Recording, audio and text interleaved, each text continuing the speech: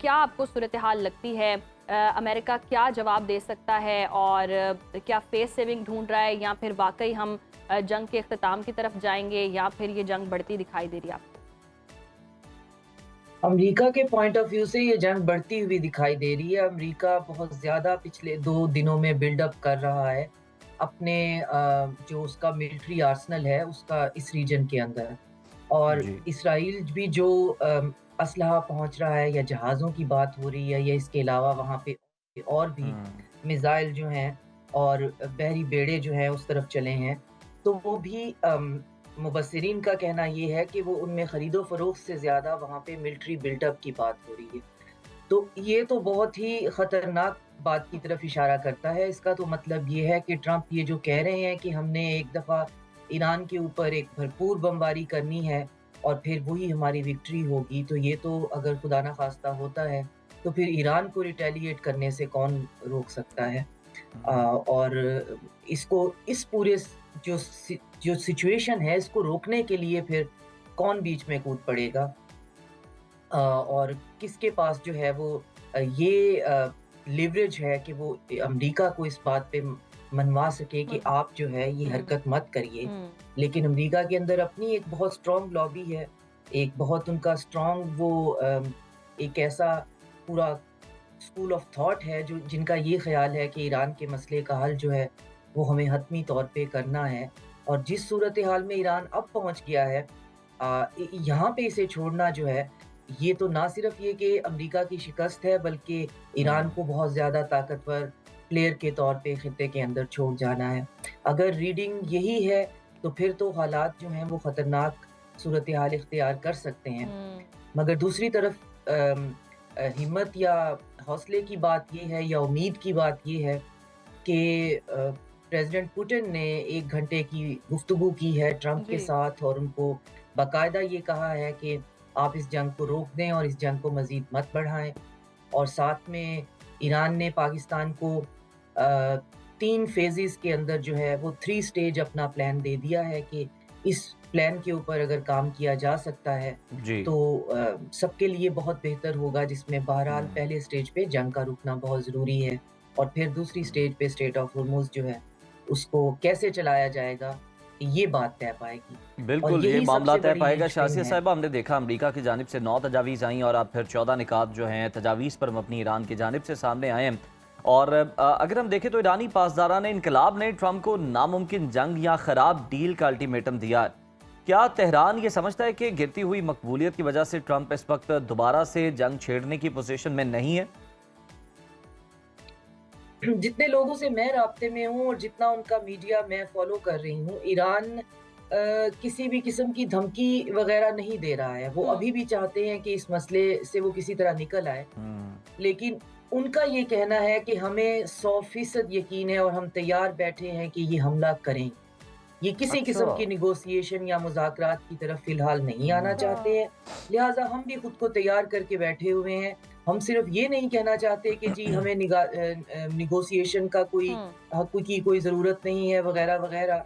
लेकिन हमें पता है कि एक दफ़ा ये अपना आखिरी जो है वो कोई ना हुँ, कोई तरीका हम पे आज़माएँगे ज़रूर। आज़माएँगे। और हम उसके लिए तैयार बैठे हुए हैं और उसका जो सरप्राइज़ हम इनको देंगे, हुँ, उससे उनका एक ट्विटर उनका एक अकाउंट है ऑफ़िशियल, उसपे उन्होंने लिखा है कि शायद फिर उससे अमरीकियों को हार्ट अटैक हो जाए। हुँ, तो मेरी रीडिंग उसमें ये है कि या तो ये बाब अल मंदेब जो है वो बंद करवा देंगे अच्छा, और उसके साथ-साथ जो 7 से 8 अंडर सी केबल्स हैं जो कि हुँ, पूरे का पूरा बहुत बड़ा रीजन है जिसके अंदर इंटरनेट का सारी की सारी कनेक्टिविटी और इंटरनेट जो है वो सिर्फ़ हमारे नाज़रीन को पता होगा कि सिर्फ़ जो है वो सोशल मीडिया स्क्रॉलिंग के लिए नहीं है, वो आपकी हॉस्पिटल से लेकर आपके बैंकिंग तक बैंकिंग हर यस। चीज़ जो है हुँ, इवन आपकी ट्रांसपोर्टेशन जो है, ट्रांसपोर्टेशन। टिकटिंग है हुँ, एयरलाइन्स हैं, वो सब इंटरनेट एवरीथिंग के यस। ऊपर जी। होती हैं और इसके अलावा भी बहुत कुछ।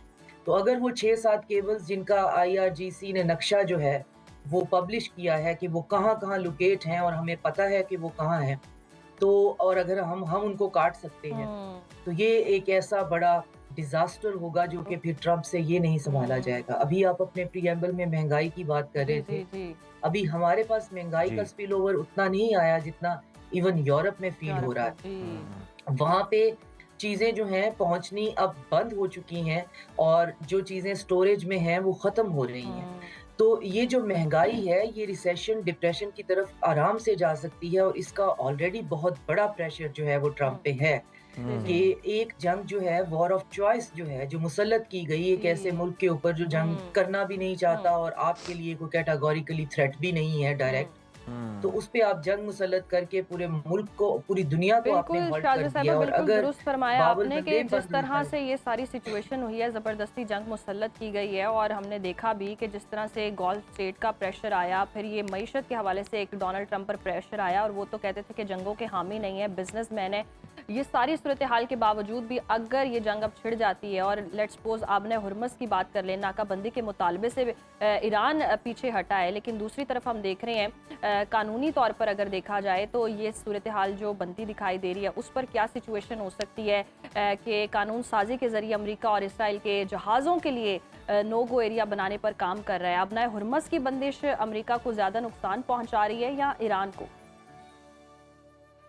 अमेरिका को और वेस्ट को ज़्यादा नुकसान पहुँचा रही है, गल्फ़ कंट्रीज़ को बहुत नुकसान पहुँचा रही है। ये हुँ, हमें याद रखना चाहिए कि ईरान पिछले 40 साल से सैंक्शन्ड हम्म। है और वो सैंक्शंस भी बोन क्रशिंग है, बैक ब्रेकिंग सैंक्शंस हैं। पैनाडोल से लेकर बड़ी से बड़ी चीज़ जो है वो उनके पास ना वो इम्पोर्ट कर सकते हैं, ना एक्सपोर्ट, और जो भी उनसे इस तरह का कोई लेन-देन करता है, वो कंपनी और वो कंट्री भी हम्म। सैंक्शन हो जाता है। हुँ, तो ये सैंक्शंस जो हैं, ये रेटिफाइड हैं और हर लॉ अबाइडिंग कंट्री जो है उसको ये मानना पड़ता है। अब चाइना ने अपनी रिसेंटली कल की डेवलपमेंट है कि उन्होंने अपने उनकी गवर्नमेंट ने एक प्रपोज़ल दिया है कि जो अमेरिका की लगाई हुई सैंक्शंस होंगी, ये लॉफुल नहीं होंगी, हुँ, लिहाज़ा हम इनको नहीं मानेंगे। अब आहिस्ता-आहिस्ता बाकी ममालिक भी ऐसा करते रहेंगे, लेकिन आपका सवाल ये था कि फ़र्क किसको पड़ रहा है? जी, ईरान को नहीं जी। पड़ रहा, क्योंकि ईरानियों हम्म। के लिए महँगाई कोई नई चीज़ नहीं है। नई चीज़ है। ईरानियों के लिए उनकी करेंसी का डीवैल्यू होना कोई नई बात नहीं है। ईरानी 90% से ज़्यादा अपना फ्रूट, वेजिटेबल, अपनी फूड आइटम्स जो हैं, डेयरी प्रोडक्ट्स जो हैं, वो डोमेस्टिकली जो है वो पैदा करते हैं। हुँ, और ये डोमेस्टिकली पैदा करने की वजह से सेल्फ सफिशिएंट हैं और उनको बाहर से कुछ भी मंगवाना नहीं पड़ता। डॉक्टर साहिबा इस पे कमेंट कीजिएगा, ईरान की जीरो आप मुझे स्टोरेज सुन और पा रही हैं? जो 3.6% यूरेनियम अफजूदगी की तजवीज़ है, क्या आप समझती हैं कि एक ऐसी मिडिल ग्राउंड है जिसे ट्रंप इंतजामिया अपने वोटर्स के सामने फतह के तौर पर पेश कर सकती है, अपनी गिरती मकबूलियत को सहारा देने के लिए इस्तेमाल इसे कर सकती है, या फिर जो अमरीकी अवाम है उसको इससे कोई फ़र्क नहीं पड़ता?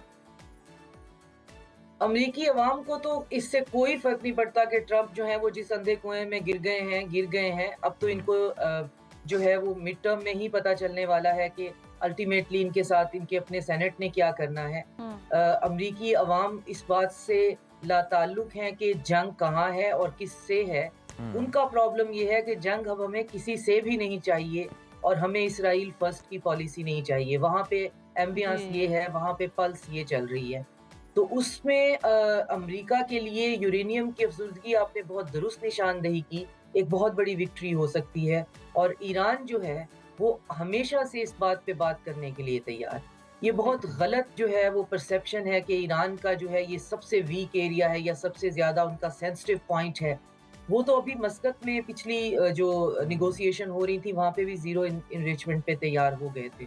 जी। तो इसीलिए उन्होंने इसको सबसे आखिरी स्टेज पे रखा हुआ है, हम्म। क्योंकि वो न्यूक्लियर आर्सेनल तो बनाना नहीं चाहते हैं हम्म। और उनके पास यूरेनियम 60% से ज़्यादा एनरिच्ड है ही नहीं। तो हुँ, वो इसको बिल्कुल लास्ट पे रखना चाहते हैं और ये अमेरिका के लिए बहुत बड़ी विक्ट्री होगी और ईरान को इसको देने में कोई प्रॉब्लम भी नहीं होगा। प्रॉब्लम लेकिन अगर कहा जाए कि ईरान अपना न्यूक्लियर प्रोग्राम रोल बैक कर ले, हुँ, तो इस पे ईरान कभी आमादा नहीं होगा। ये 2 डिफरेंट चीज़ें हैं। सही। ईरान ने जहाँ अभी हम बात कर रहे थे कि अब डोमेस्टिकली अपनी फ्रूट और वेजिटेबल, अनाज उगाना जी, खुद जी। से शुरू किया, जब उनको सैंक्शंस हुई, अपनी दवाइयाँ बनानी शुरू की, तो वो कैंसर के आइसोटोप बनाते हैं और इलेक्ट्रिसिटी जनरेट करते हैं, हुँ, जो एनरिच्ड यूरेनियम है, जी, जी, न्यूक्लियर एनर्जी से।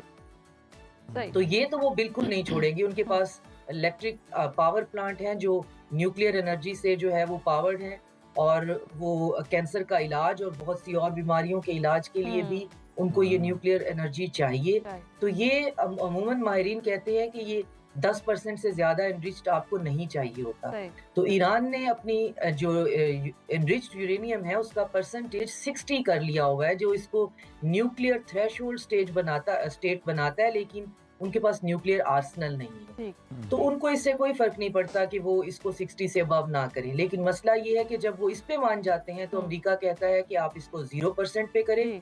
और जब वो 0% की तरफ बात आती है तो फिर कहा जाता है कि आप इसको पूरे प्रोग्राम को रोल बैक करें। और इससे भी ज़्यादा मज़ा का खेज़ जो है वो मुतालबा ये किया जाता है, जो पीट हेग्सेथ ने रिसेंटली अपने सेनेट के हियरिंग में भी किया, कि कैपेबिलिटी, विलिंग और एम्बिशन को जो है हमने ख़त्म करना है। तो सही। जिस मुल्क के टारगेट ही इतने वेग और स्टूपिड हैं, आप कैसे किसी की कैपेबिलिटी, विलिंगनेस और एम्बिशन को पहले मेजर करेंगे और फिर उसका कत्ल करेंगे? ये सही। 3 एब्स्ट्रैक्ट चीज़ें हैं।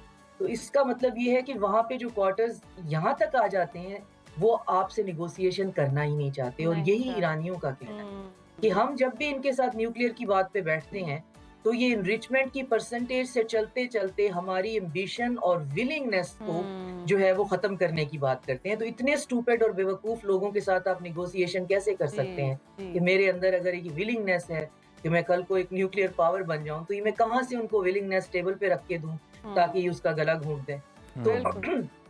तो ये बिल्कुल बात ऐसे ही न्यूक्लियर है। की करते ही इसलिए हैं क्योंकि इन्होंने हमारे साथ नेगोशिएशन नहीं कर। इनका एक ही मिशन है कि ये ईरान को डिसफंक्शनल करके स्टेट ऑफ हॉर्मोज के ऊपर अपनी पूरी मोनोपोली चाहते हैं।